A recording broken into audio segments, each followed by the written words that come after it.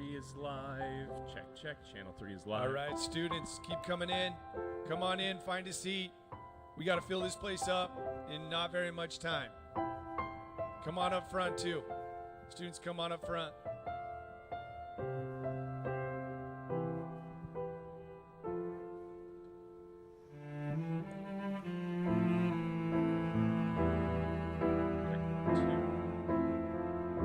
Come on up front. Check 1, 2. Front section is wide open. Thank you.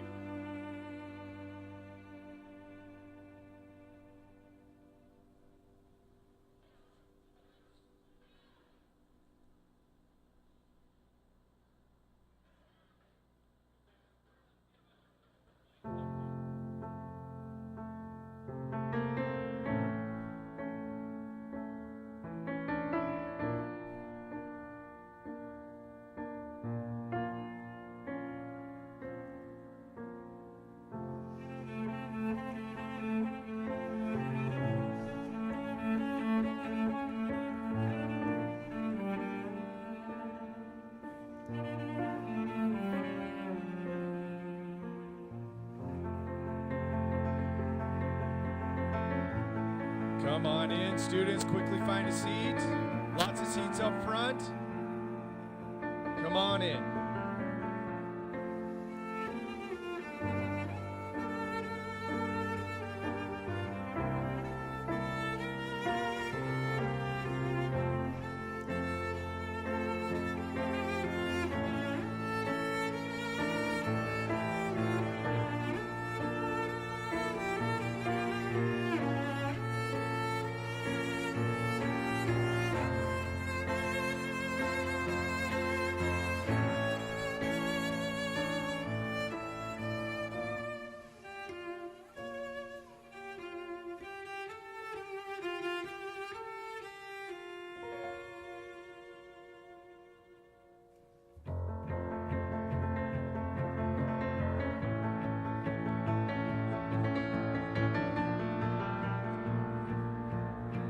Come on in, find a seat. Quickly find a seat, please.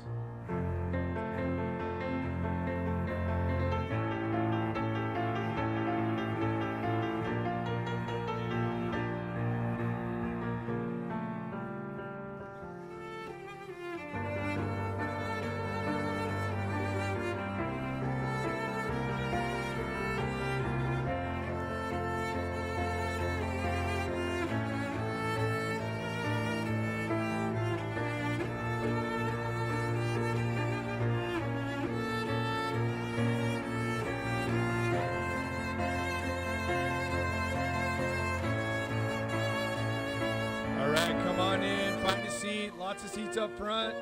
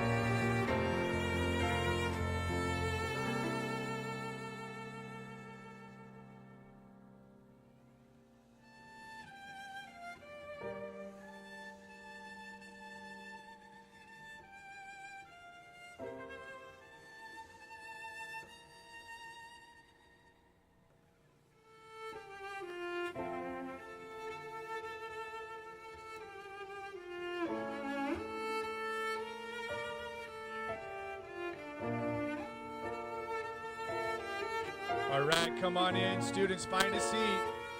Right when you come in, just keep walking. And come on front where there's a lot of seats up here. I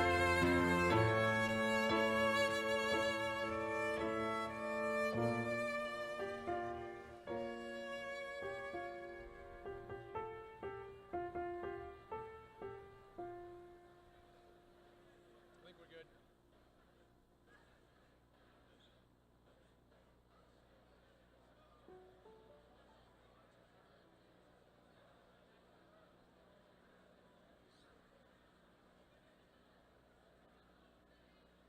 I just need to see if he wants to stay the whole time or we've got a seat for him.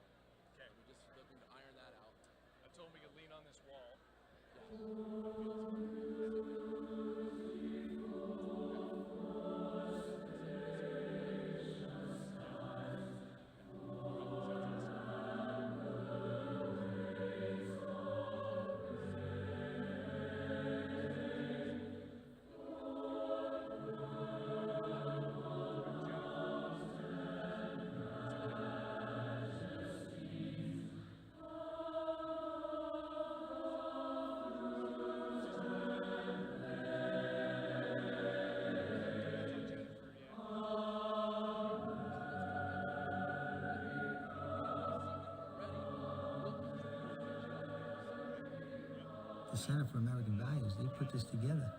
They're going to bring that out. The goodness and the American spirit, and the patriotism. They're going to bring that out for generations to come. That's why I think it's such a great organization that they have here. So we have to create this awareness. And that's why I'm extremely passionate about the Center for American Values. It has that mission to recognize the sacrifices made by those, to ensure that they're never forgotten. Make sure you try to get over to the Center for American Values. They're doing great work over there. Want to thank my dear friend Drew Dix. Thank you, Drew,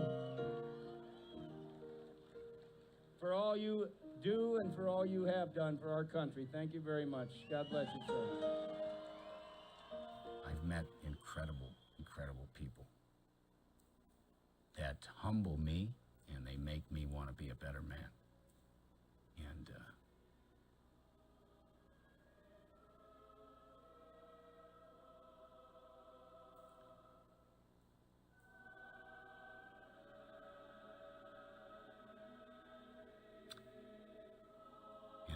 that's why I keep going.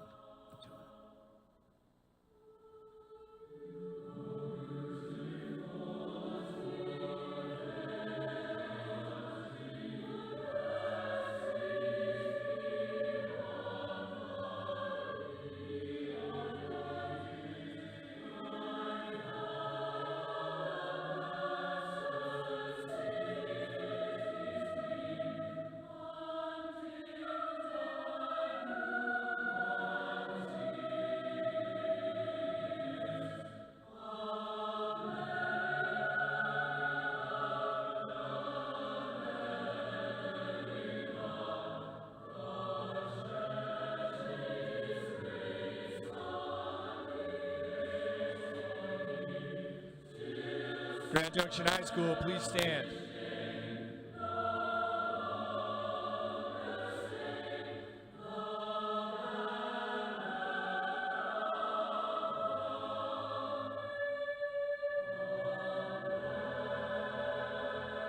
Please remove your hats.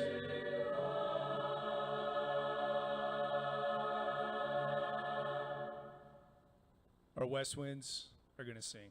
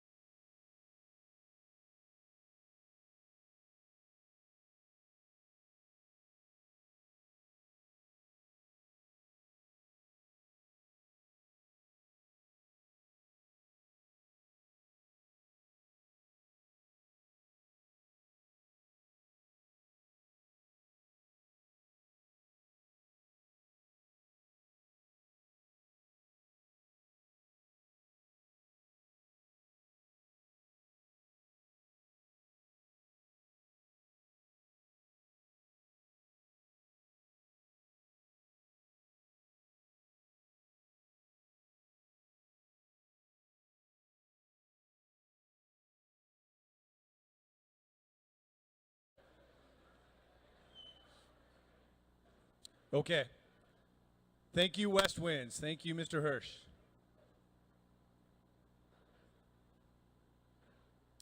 Let me have your attention.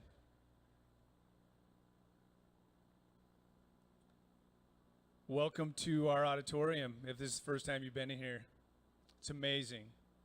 There's going to be years of amazing performances and gatherings in here.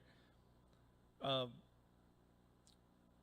today, there's times in life where things happen and they impress upon you something that changes your life. And potentially this is that moment for some of you. I know it can be. Okay, so we have a great message. We have a really, really valued special guest who's going to talk with us, share some of his experience, his wisdom. Here to tell you more about him from the Center of American Values is Jennifer Prescia. Give her a hand, please.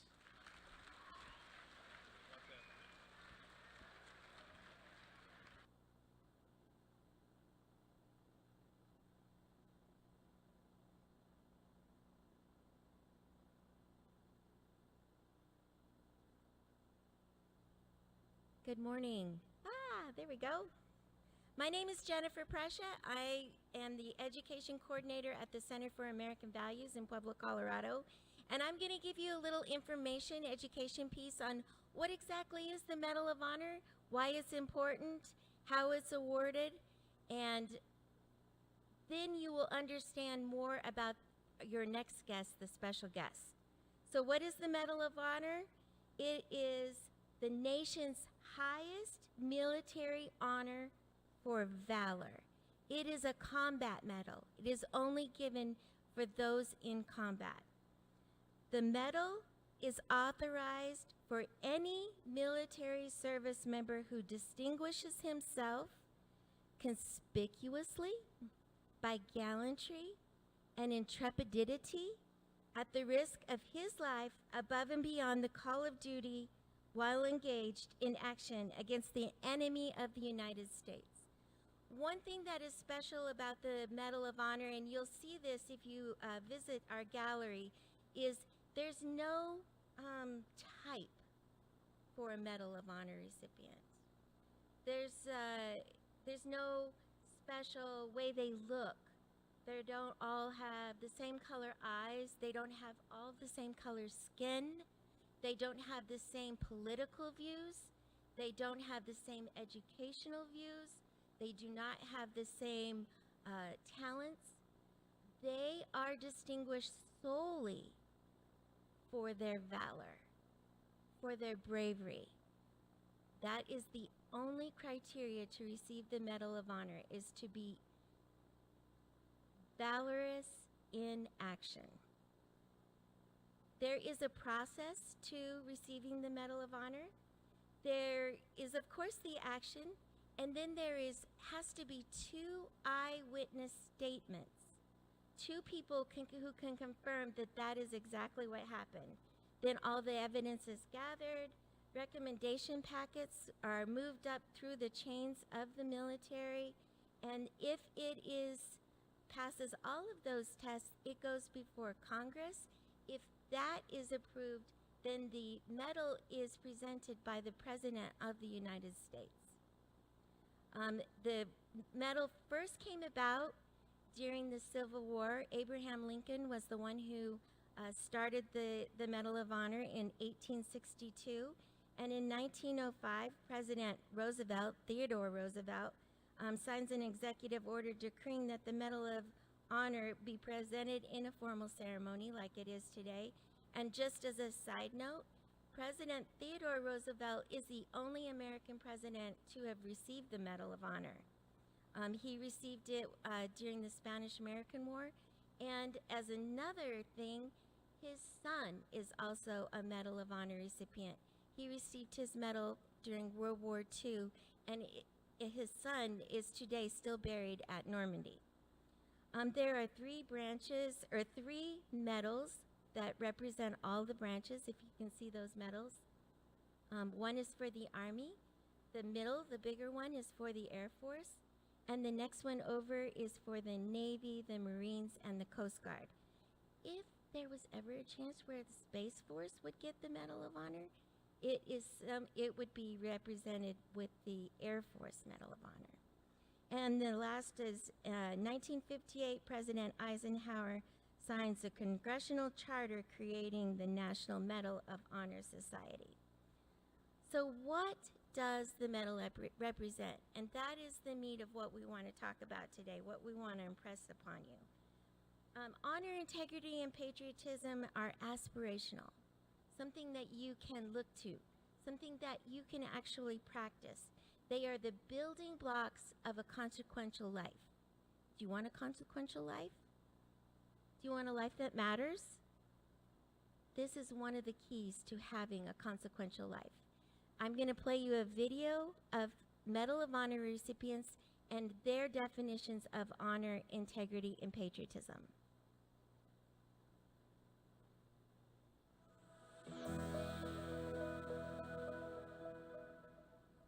Honor is something that you earn, but you never seek.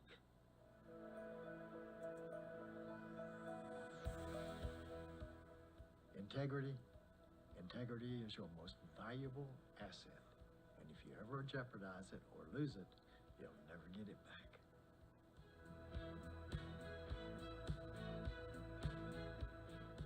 Patriotism speaks for itself. Love your country. Give back to your country. In many ways, wearing the medal is much more difficult than it is to receive it or earn it. In doing so, you represent all those veterans that don't have a voice. And it's so important that we're able to express to the country what it is to be a veteran and to fight for the country, make sacrifices for our way of life and our beliefs. The Center for American Values is a feature attraction on the Pueblo Riverwalk. More than 100,000 students have participated, empowering them to identify and define the personal attributes that relate directly to American values. This hardcover book is a special collection of quotes that reflect the honor, courage, and humility of our most decorated war heroes.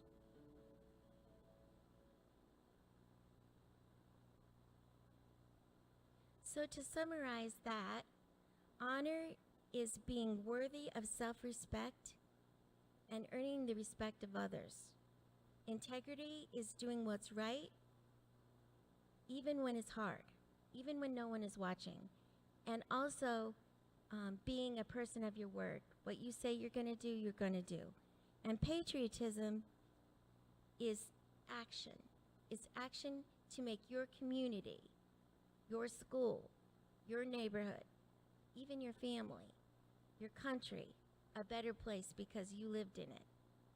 That's patriotism.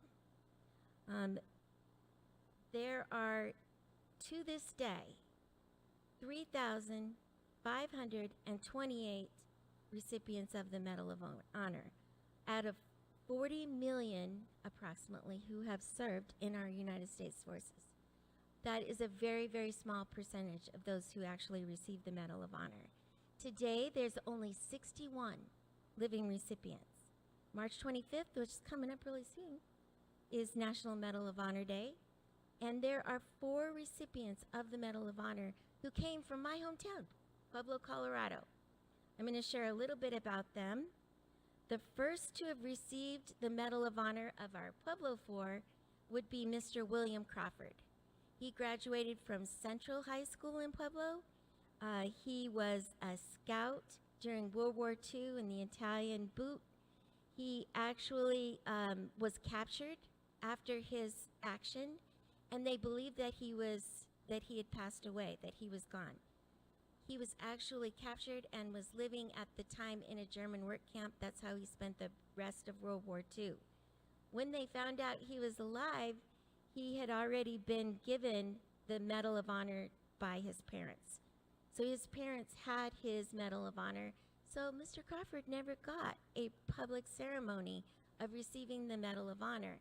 So if you see in that picture, you can just shout it out if anybody knows which president that is that's awarding the medal to William Crawford. Ronald Reagan. And Ronald Reagan, for your information, was not president at the time of World War II. It was his second career as an Air Force Academy. He worked as a janitor. The cadets realized he hadn't received his public honor, and so he was given the opportunity to receive that during a graduation center by President Ronald Reagan. The next person we're going to talk about is Mr. Carl Sitter. Mr. Carl Sitter, first he was in World War II, but he earned his Medal of Honor as a Marine in the Korean War. Before I started here, I didn't know much about the Korean War, but it was absolutely brutal. It was very, very, very cold, and in very cold conditions, he was a very great leader to the men that were with him. It was so great that they had such courage to be together. And that is Mr. Sitter.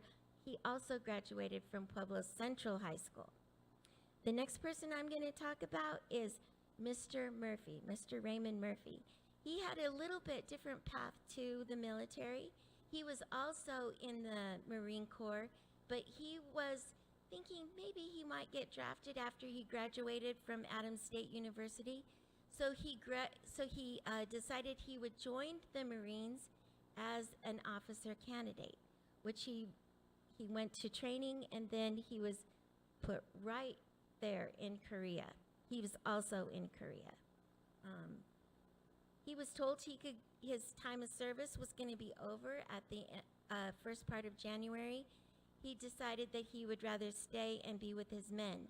And he earned his medal because his men got trapped up on the top of a mountain, and there were many that were injured. He was told to evacuate right away, and he said, "No, I will leave no man behind." And so he carried one by one those men who had been injured on the top of that mountain down. In the process, shot 4 times. He was shot 4 times, but he was still the last one evacuated off of that mountain. And the final person that we're going to talk about is Major Drew Dix. And I'm not going to talk about him too much because you're going to hear a lot from him. I will tell you that he graduated from Central High School in Pueblo, and he earned his medal in Vietnam with the Army.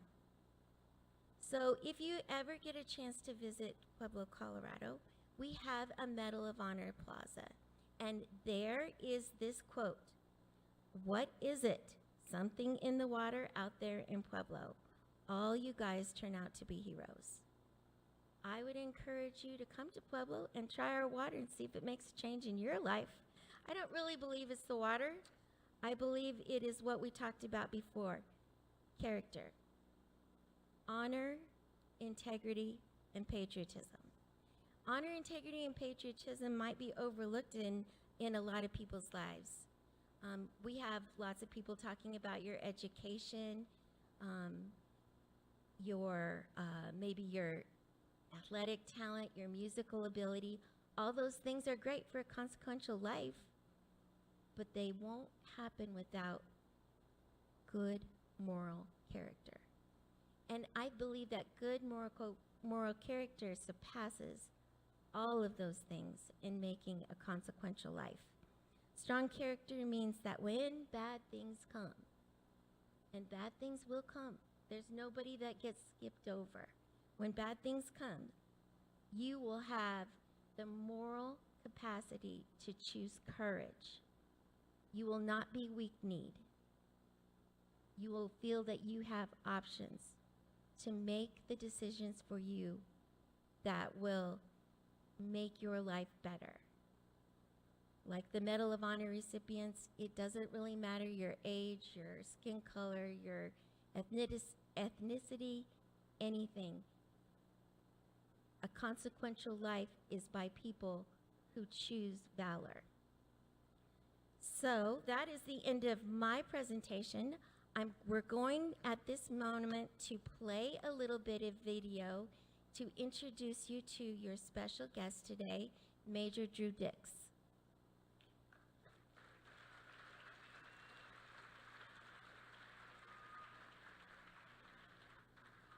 I think a hero is what someone looks up to rather than what you did. You know, you can be a hero in any walk of life, any profession, any occupation you're in. There's military heroes, there's civilian heroes, police, firemen. They're all heroes, and people look up to them because they lay their life on the line to do things. And I don't like to consider myself a hero, but it's a title only. You know, I don't know that I did anything all that spectacular. I really don't.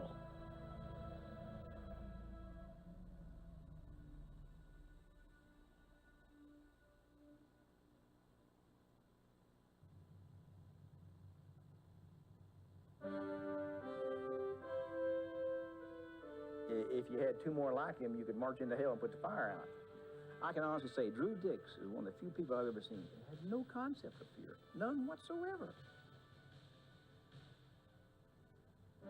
In 1967, Green Beret Drew Dix was assigned to the Central Intelligence Agency. Drew Dix was involved in some very hairy, clandestine type operations in Vietnam, many of which I'm sure Drew can't talk about. As the lone American, Dix led Chinese, Cambodian, and Vietnamese mercenaries in unconventional operations. Some soldiers, go to fight, a little bit sure,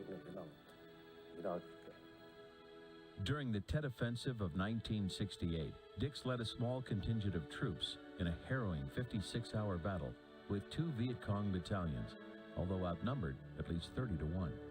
The action earned Dix the Medal of Honor.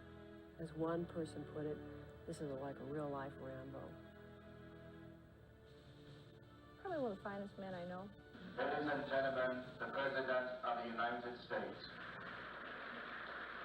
For the final time during my presidency, this House is graced with the company of the heroes who have scaled heights known only to a very few men in this land. The President of the United States of America, authorized by Act of Congress March 3, 1863, has awarded in the name of the Congress the Medal of Honor to Staff Sergeant Drew D. Dix, United States Army. Drew Dix is the first enlisted Green Beret to have been awarded the Medal of Honor. He received a direct commission to first lieutenant and retired as a major after 20 years in the Army. Any time you receive notoriety or recognition in anything you do, your life is just starting. You should use that as a point to build upon, not just sit back on your haunches and kind of let life float by. Let's face it, if I'd done that when I was 24 years old, I wouldn't have done much since then. And I'm now 55 years old, and I'd hate to think that more than half my life was wasted because I was living on that reputation.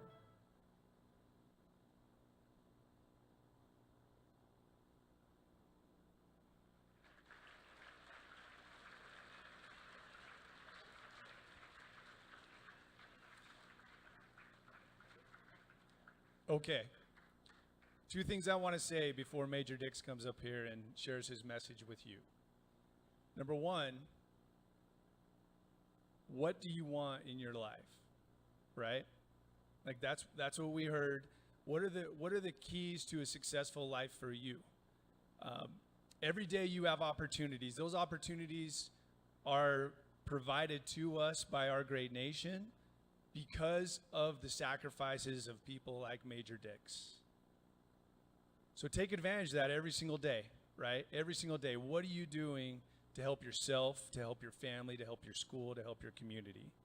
So that's number 1. See what you connect with this message. Number two is just how rare this moment is. There's 61 people alive that have what he has, a Medal of Honor. If you ask your family if they've ever met someone, they're going to tell you no. That's my guess. You could ask them tonight. Have they ever met a Medal of Honor recipient that received the highest medal in our armed forces out of 40 million potential people? There's 61. So this is a rare moment. Nowhere else is this happening. okay, except for Grand Junction, Colorado. So take a listen, really see what you get from this, and I want to introduce you and honor Major Dix. Give him a hand, please. Thank you. Appreciate that. Thank you very much. It's really a pleasure to be here. You know, I always like to go to schools and talk to the kids, and also their teachers, because they have a tremendous responsibility educating us and you on what it takes to be a good citizen and how to contribute and to be a part of the community. I got to make a couple clarifications. One, it said I'm 55. That was 25 years ago when I did that. I'm 80 now, right? A long time ago. So when I joined the Army, 17 years old, not much older than most of you in this auditorium. And I had no idea what I was getting into. I just knew that I wanted to do something for the country. I admired my parents. I admired my older uncles and my older cousins that fought in World War II and Korea. And I just felt like it was my chance to do what I could for this country. I know a lot of you are wondering, because of your age and what you're experiencing, why would you want to do so much for your country? Why? If you understand already, great. But when I was that young, I don't know that I was really wanting to do it for the country. I was wanting to do it for my buddies, my families, because that's what it's all about. When we go through life, what we do, it is for our families. And when you have a strong family, you have a strong community. And when you have a strong community, you have a strong country. So you don't necessarily go from the bottom and say, I'm going to help my country. I help those that I know, and then you become a better person. You really do. So we don't have a lot of time here, so I'm going to try to wrap up a few things and let you know what might be going on in my mind, in my head at the time when I was 17. Probably the same thing that you're thinking about. Some of those we won't talk about what you're thinking about, but that's what you do. You want to be kids. And I had a wonderful childhood, and I think being a kid is a great thing. So don't try to get older before your time. Be a kid as long as you can. Enjoy your school, because those that are trying to talk with you about the past and things in the present are just trying to give you the opportunity to be as all you can be for the future. So there's a couple things about the Medal of Honor that makes it so unique. First of all, you don't have to have a Medal of Honor. You don't have to have been in the military to be a good citizen. And the center, we talk about the Medal of Honor because it is a segment of our society that is very small. It represents a cross-section of people from all walks of life. You heard Jennifer mention that already. But it gives us a chance to identify what someone did under stressful time in their life on the battlefield, where if they didn't do what they did, things would have not turned out so well. We use that as an example of doing good in your life in other opportunities that you have to help people. Believe it, you're going to have them. You're going to have opportunities to think outside of yourself and help somebody else. And it's usually at times when it's tough. Not tough when you think you lost your phone or something. I'm talking about really tough. And when I think back, now I was in Special Forces, so most of those guys were a little older. I was an old man. I was 24 years old, right? Some of the teachers are going to smile that 24 wasn't really old, but in those days it was. But the most remarkable time in my military career is after I received the Medal of Honor, I received a direct commission to an Army officer. What that means is now you're a leader of men in combat. The war was still going on. So I pulled some strings because they didn't want me to go back. Thought maybe I was going to get killed or something, and they didn't want to lose a Medal of Honor recipient. And I said, well, I don't want to be killed either. But my job is to go back, to be an Army officer and lead young men in combat. And in those days, it was young men in combat. They didn't have the women in combat. So that's when I talk about men, I'm talking about those that I was with. I took over a rifle company in Vietnam, in the jungles. The average age of that company was just under 19, of the entire company.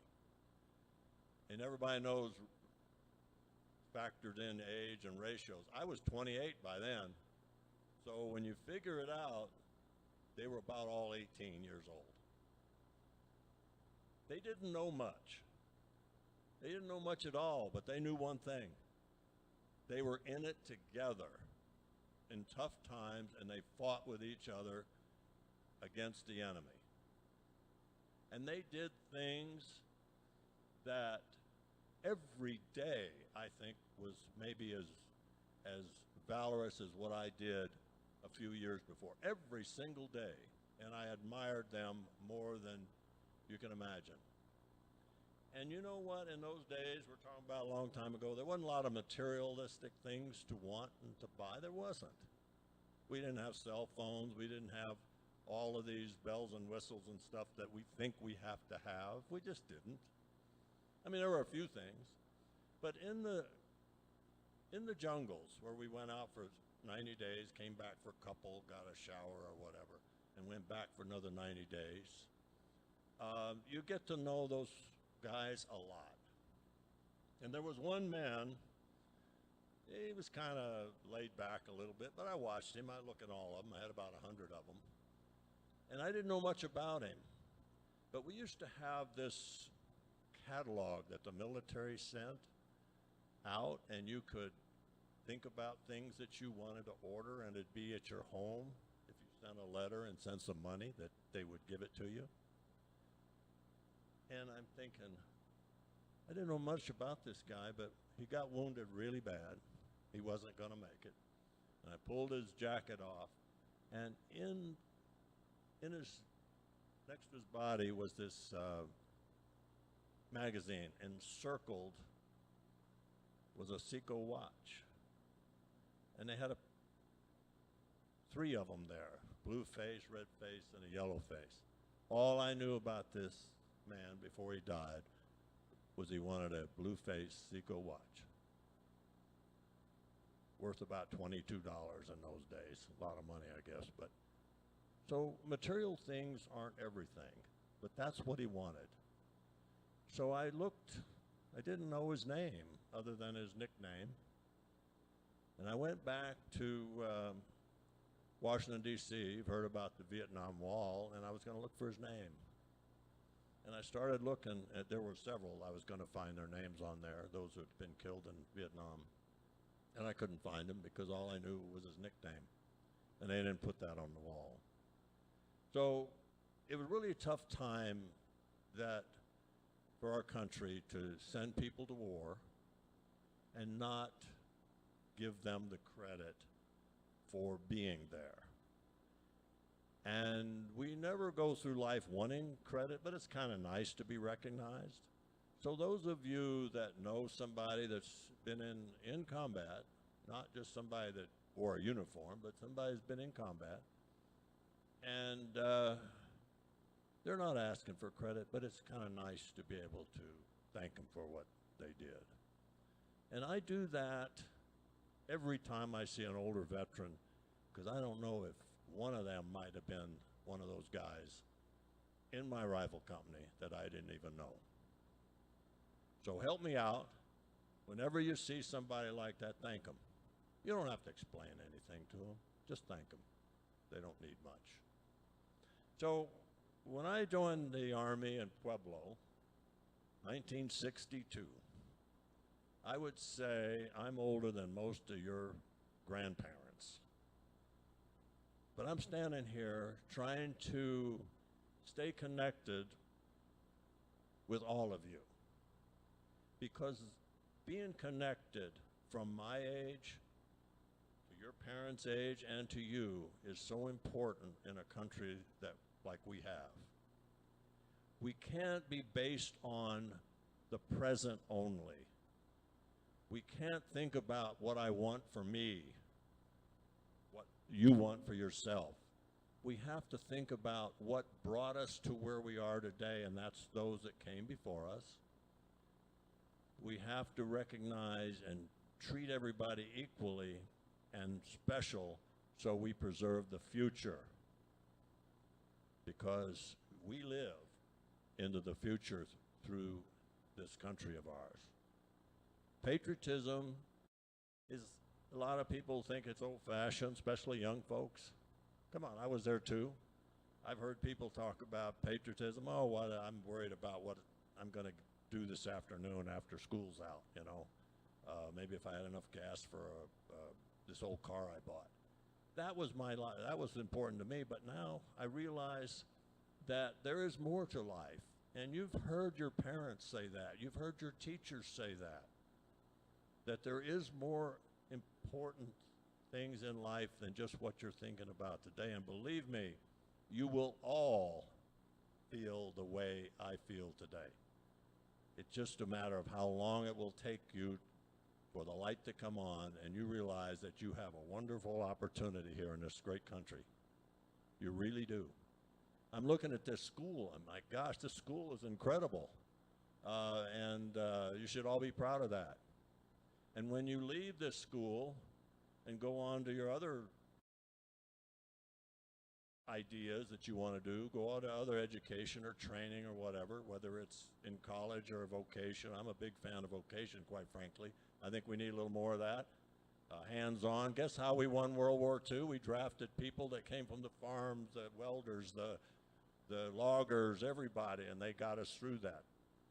And we have to get to learn to work with our hands again. And you will see that someday. You will know it, especially when you're trying to get something fixed on Christmas Eve and they got a house full of family and the plumbing goes out. Guess who's the most popular guy or gal in town? It's the plumber. And he can make a lot of money. I'd pay him about whatever they wanted. So that's where we are. We have got to realize and take the opportunity to do all we can. There's a lot of people coming to this country. There's people that have been here. They all have the opportunity if they take it and work. Not take things, but take the opportunity and work hard, because you can really do well in this country.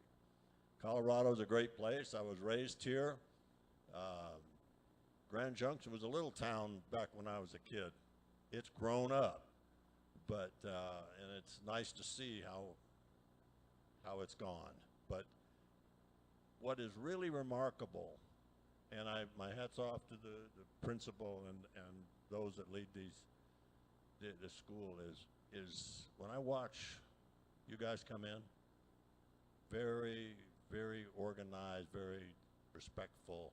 You don't see that everywhere. I was telling one of my escorts around here today about how it was when I went to a school in Philadelphia. The superintendent was up there congratulating everybody how well they behaved, and when you were walking in, there was a little bit of noise. It never got quieter than that. And so it's not that way everywhere in the world. You guys are doing a great job here, and my hat's off to the staff.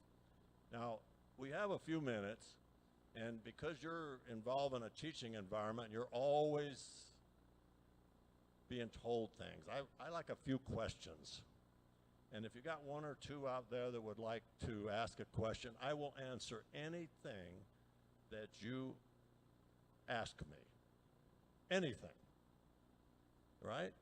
It can be about the Medal of Honor. about those I served with, about my childhood or whatever, I would. And I would like to give you that opportunity.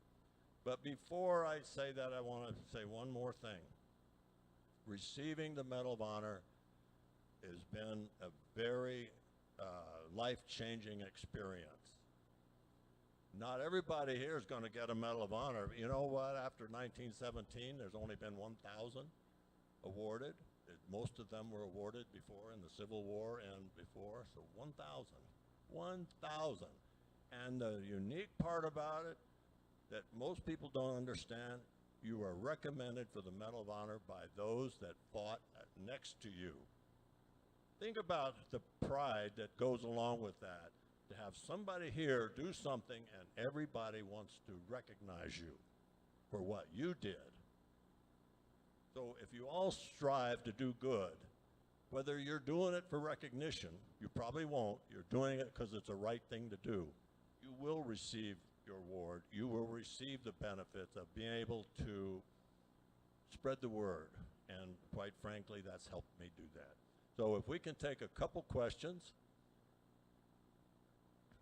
Hi, I'm Addie, and when you're facing death, how do you find the courage to like keep going and stay alive? Could you say that? Let me turn around a little bit because it's in my ear. Okay, when you're facing like death, how do you find the courage to stay alive and overcome it? How did can you help me on that one? Oh, I thought that's what you were saying, but I've learned a long time ago not to answer something unless I understand the question, because you might embarrass yourself. You know, a 56-hour battle, you might say, and people often say that, how did you keep going? Well, first of all, there were people that needed help. There were non-combatant civilians that were volunteered with the U.S. that were in trouble and captured by the enemy. They needed help. And I felt that I was the one to do it. I can't tell you, I didn't go deep down in my soul and say, do I do this or should I, because I'll die? No, I did it because the need was there. It's that simple. And when you're going through life and you understand what you are there for,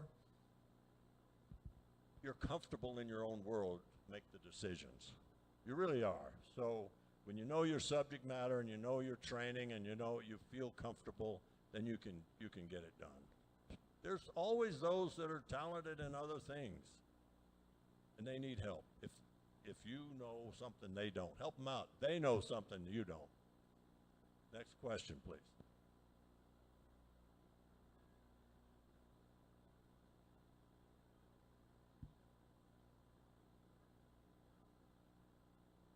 Number 2. Like, is that, did you work in World War II or Vietnam? I don't hear any of that.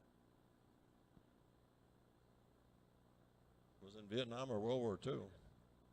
Okay, who's your history teacher? No.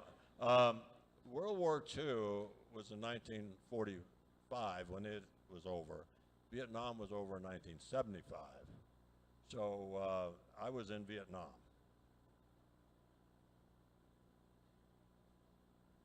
So, my name's Kira. So, my great-grandfather fought in World War II, and he actually took a uniform off of a dead German and snuck into a Nazi camp. But he was alone. If there was other people, would he have gotten a Medal of Honor? What did I bring back?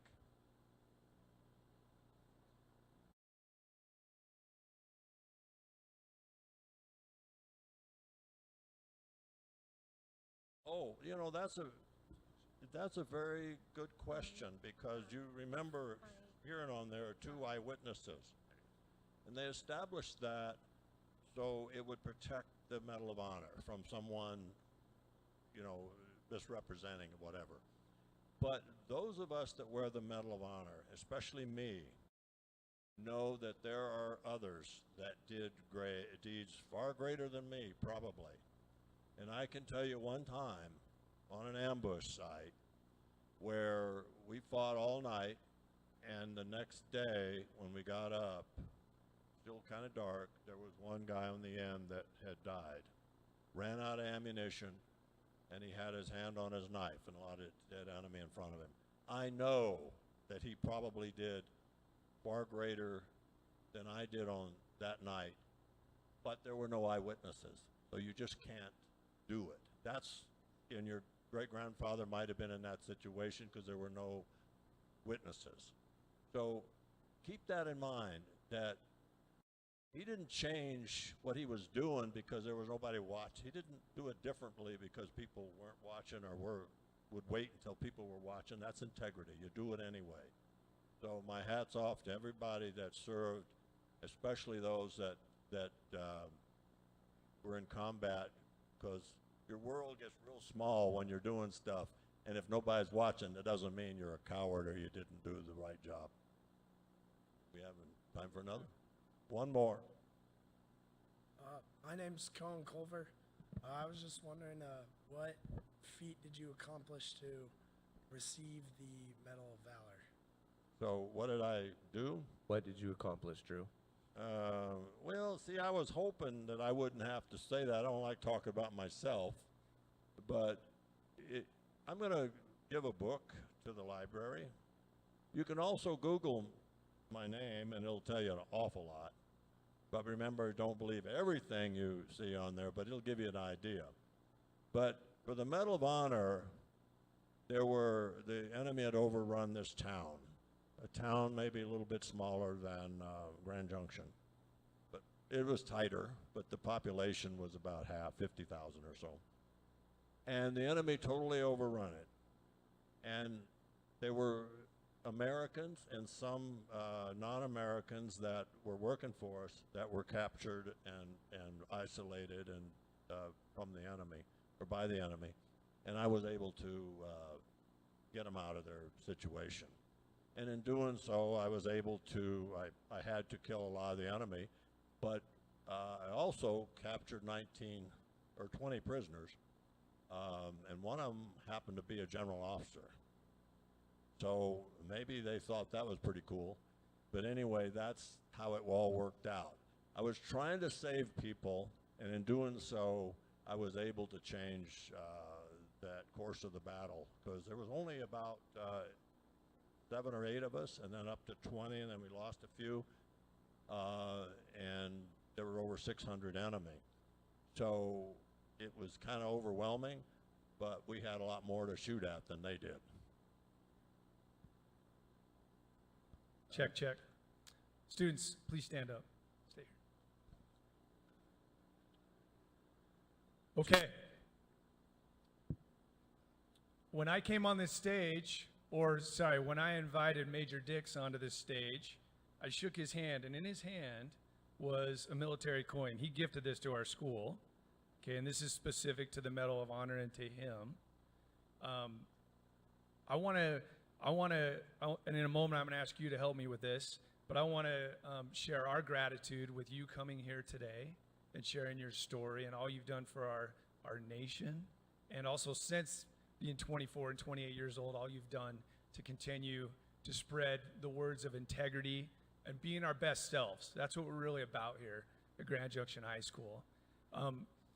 We actually have a coin also to give you, a coin of gratitude. And, you know, this is, I have to thank Miss Karen, my secretary, and a previous principal. They really begun this at Grand Junction High School, but this has your name on it and today's date. And I just want to give this to you as a gift, since you gave us a coin, to tell you thank you. Give him a hand, Very please. nice.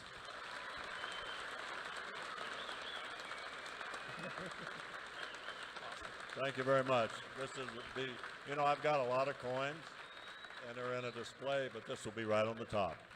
So thank you, and I think we're going to have from here, there are a few of you can come and ask some more questions, and we'll have a little more time, but time is very important. Make the most of it. You will guarantee, if you don't remember anything I ever said, is I hope that when there's a day when you hear the national anthem or see an eagle fly, you're going to have the same feelings that I do and older generation does. You will someday, I guarantee you. I hope it's sooner than later. Thank you. Thank you, Mr. Dix. Major Dix, all right. Thank